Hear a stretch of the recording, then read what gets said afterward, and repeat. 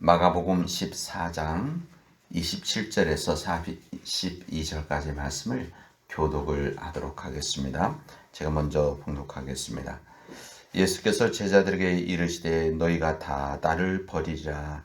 이는 기록된 바 내가 목자를 치리니 양들이 흩어지라 하였음이니라. 너희보다 먼저 갈릴리로 가리라. 베드로가 여짜오되 다 버릴지라도 나는 그리하지 않겠나이다. 예수께서 이르시되 내가 진실로 너에게 이르노니 오늘 이 밤닭이 2번 울기 전에 네가 3번 나를 부인하리라. 베드로가 힘있게 말하되 내가 주와 함께 죽을지언정 주를 부인하지 않겠나이다 하고 모든 제자도 이와 같이 말하니라. 그들이 겟세마네라 하는 곳에 이름에 예수께서 제자들에게 이르시되 내가 기도할 동안에 너희는 여기 앉아 있으라 하시고 베드로와 야고보와 요한을 데리고 가실새 심히 놀라시며 슬퍼하사 말씀하시되 내 마음이 심히 고민하여 죽게 되었으니 너희는 여기 머물러 깨어 있으라 하시고 조금 나아가사 땅에 엎드려 될 수 있는 대로 이때가 자기에게서 지나가기를 구하여 이르시되 아빠 아버지여 아버지께는 모든 것이 가능하오니 이 잔을 내게서 옮기시옵소서. 그러나 나의 원대로 마시옵고 아버지 원대로 하옵소서 하시고 돌아오사 제자들이 자는 것을 보시고 베드로에게 말씀하시되 시몬아 자느냐 내가 한시라도 깨어 있을 수 없더냐. 시험에 들지 않게 깨어 있어 기도하라. 마음에는 원이로되 육신이 약하도다 하시고 다시 나아가 동일한 말씀으로 기도하시고 다시 오사 보신즉 그들이 자니 이는 그들의 눈이 심히 피곤함이라. 그들이 예수께 무엇으로 대답할 줄을 알지 못하더라. 3번째 오사 그들에게 이르시되 이제는 자고 쉬라. 그만 되었다. 때가 왔도다. 보라 인자가 주인의 손에 팔리니라. 일어나라 함께 가자. 보라 나를 파는 자가 가까이 오느니라. 아멘.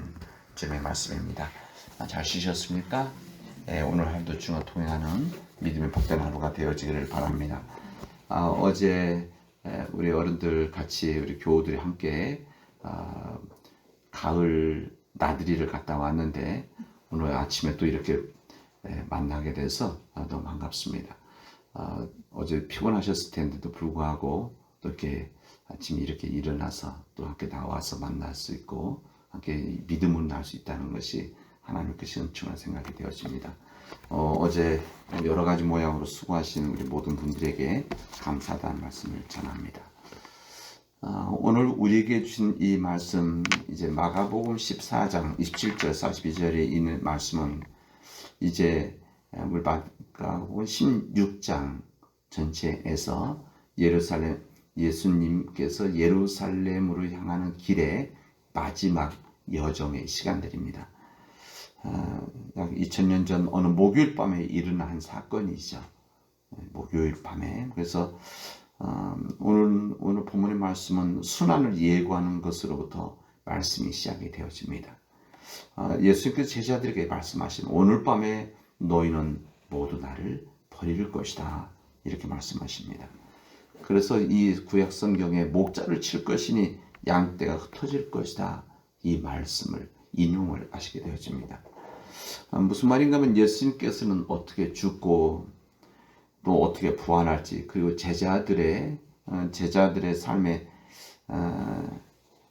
모습을 앞으로 이루어질 일들을 주님은 알고 계셨습니다. 그렇죠? 그리고 세상 어떻게 달라질지에 대해서 분명 주님은 알고 계셨습니다. 주님께서는 여기 이 시간에 이르기 전에 이미 3번이나 예수님의 순환을 예고를 하셨습니다. 내가 예루살렘에 올라가면 장로들과 제사장들에게 율법학자들에게 붙잡혀서 고난을 겪고 고초를 겪고 이제 내가 십자가에 오르게 되어 죽게 될 것이다. 그리고 사흘 만에 부활할 것이다. 순환 예고를 말씀을 하셨었습니다. 여러분 우리 주님께서 당하신 십자가의 고난과 고통이라고 하는 것은 우연의 산물이 아닙니다. 이것을 제가 말씀드립니다.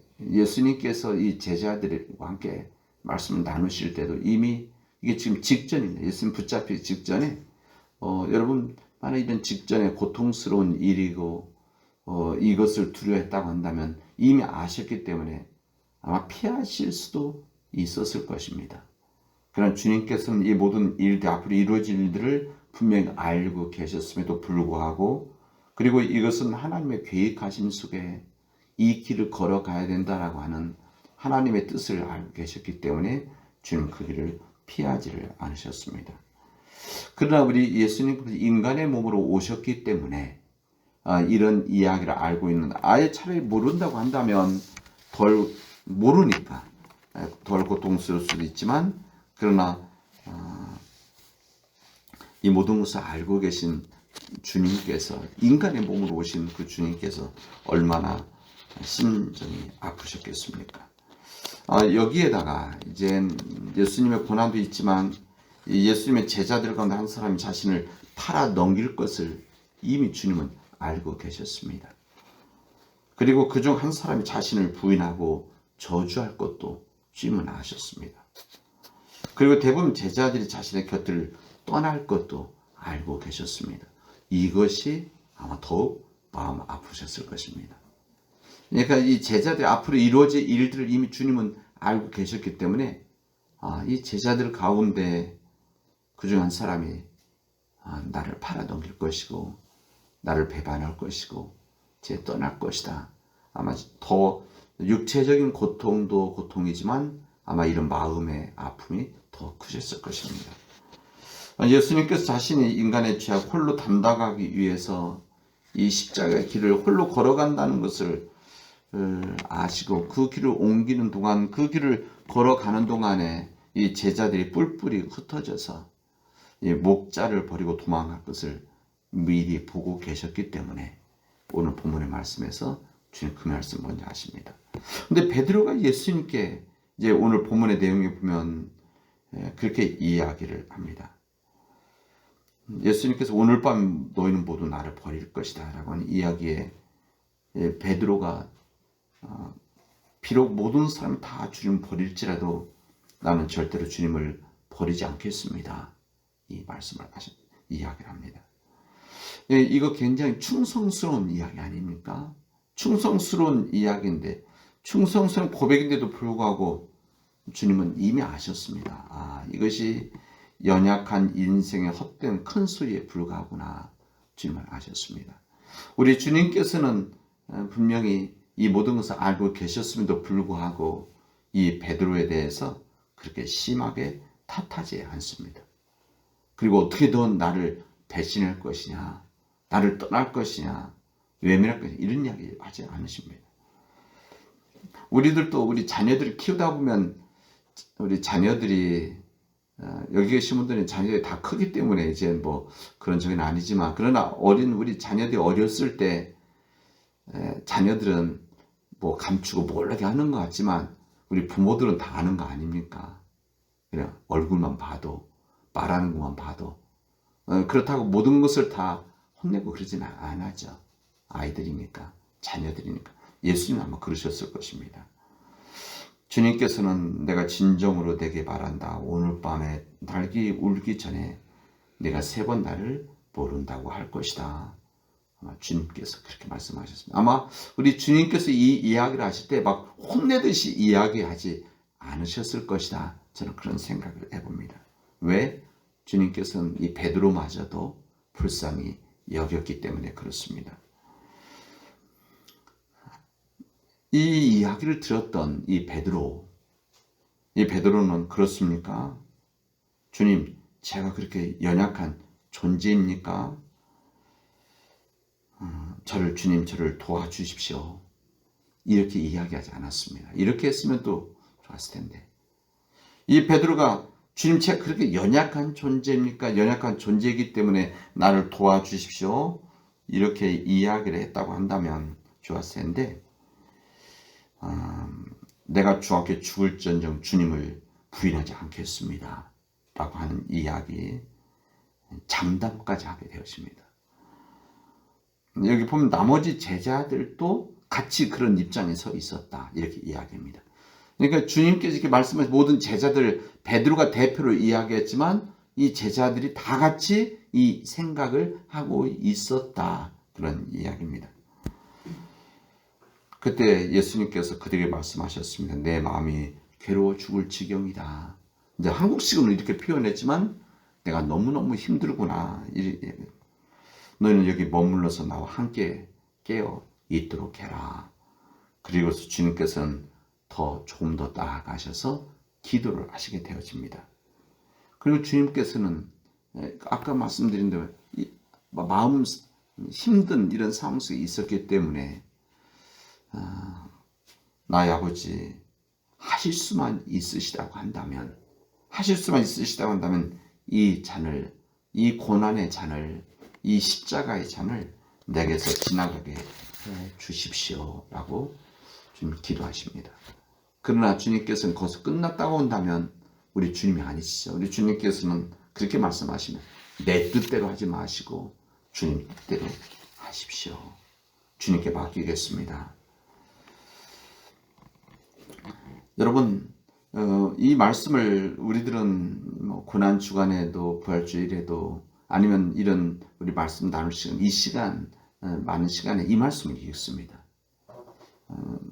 여러분들도 우리 함께 많이 읽었던 본문에도 불구하고 저는 이 말씀을 제가 읽을 때마다 뿐만 아니라 이 말씀 묵상할 때마다 이게 우리의 모습을 거울과 같이 보여주시는 말씀이다.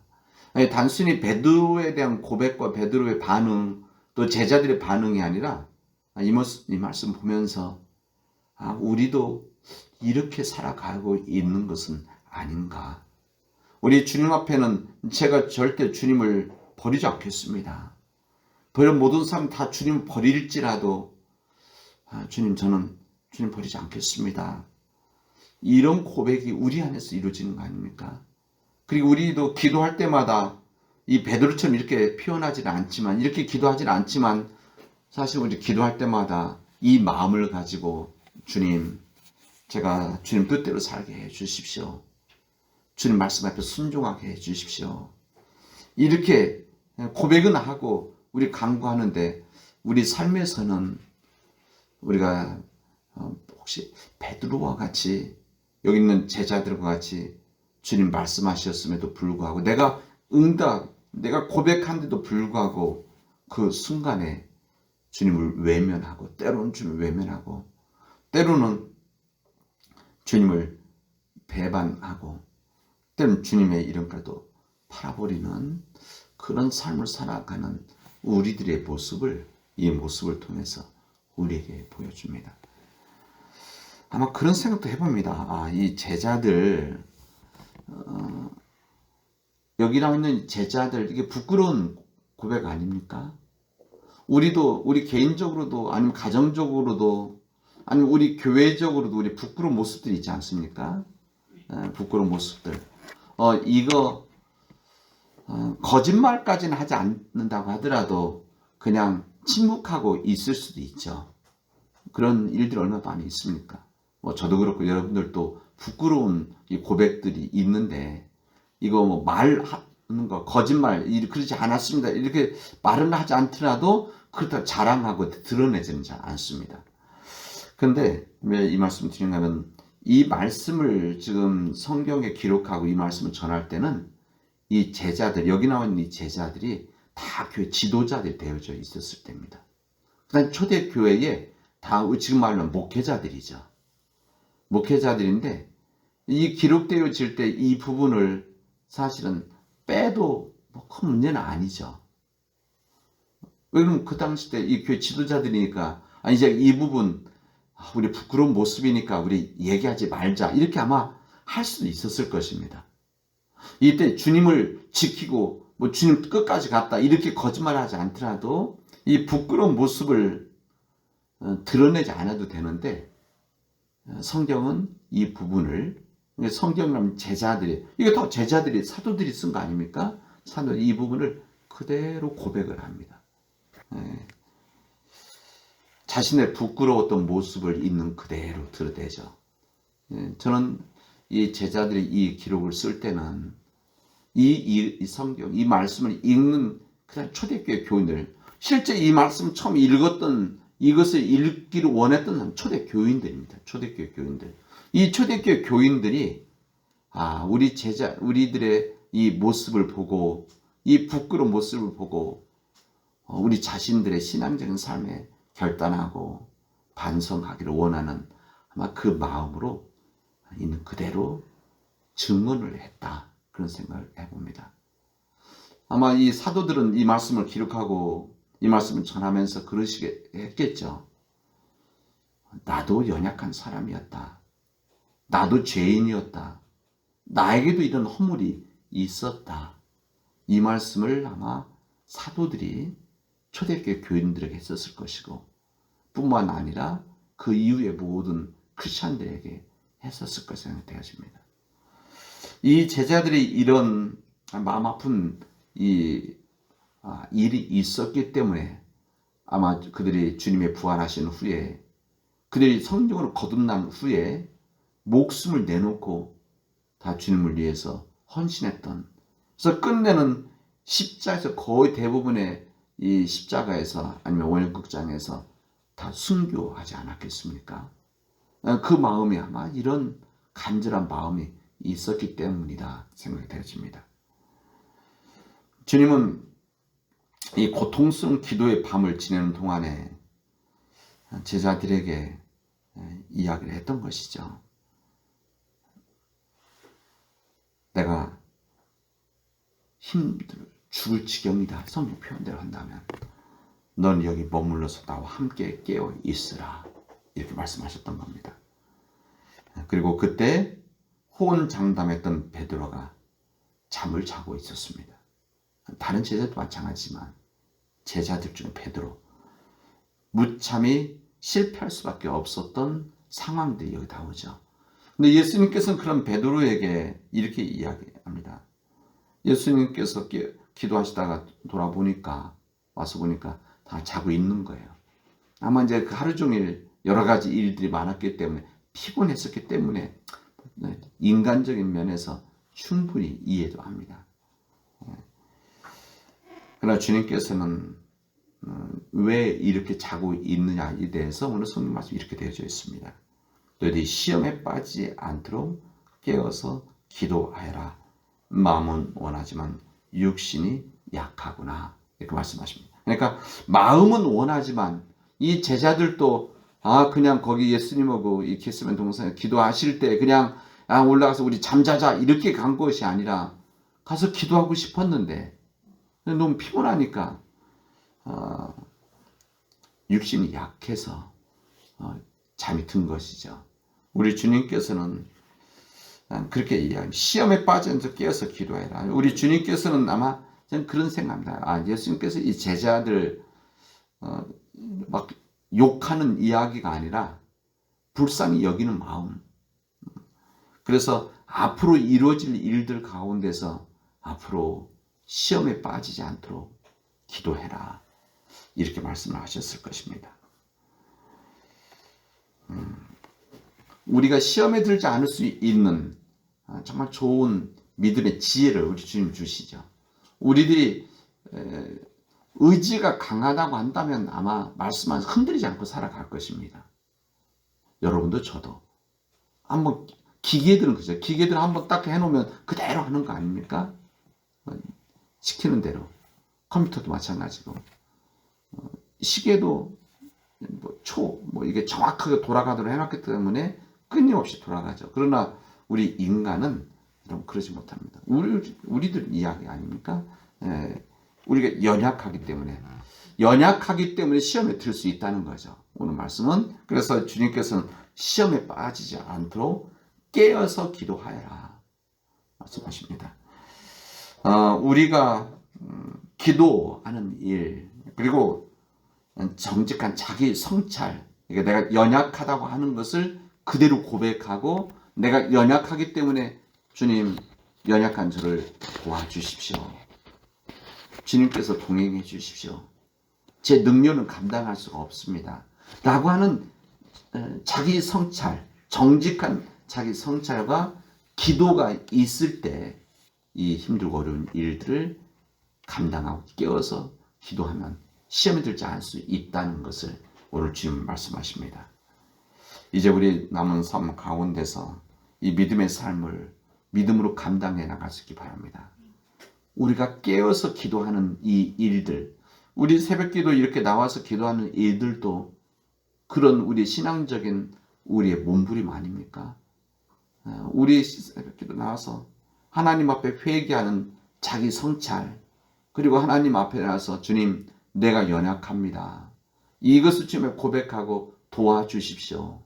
내 문제, 우리 가정의 문제, 그리고 우리 교회 문제들, 우리 민족의 문제들을 그래서 주님 앞에 내놓고 기도하는 겁니다.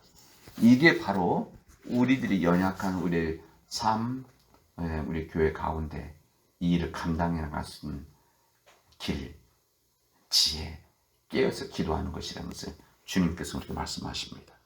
이 말씀 앞에 살아가는 우리 사랑하는 믿음의 교우들이 되어지를 주님의 이름으로 축원하겠습니다. 기도하겠습니다. 은혜가 풍성하신 하나님 감사합니다. 하나님께서 역사해 주셔서 믿음 안에 거하게 하시고 믿음 안에서 우리가 주님의 그 길을 순종을 따라갈 수 있도록 인도하여 주시옵소서. 하나님, 우리가 연약하오니 연약한 우리를 불쌍히 여겨주셔서 믿음 앞에 서게 하셔서 흔들리지 않는, 좌우로 치우치지 않는 삶을 살아가도록 역사하여 주시옵소서. 모든 말씀을 예수님의 이름으로 기도합니다. 아멘.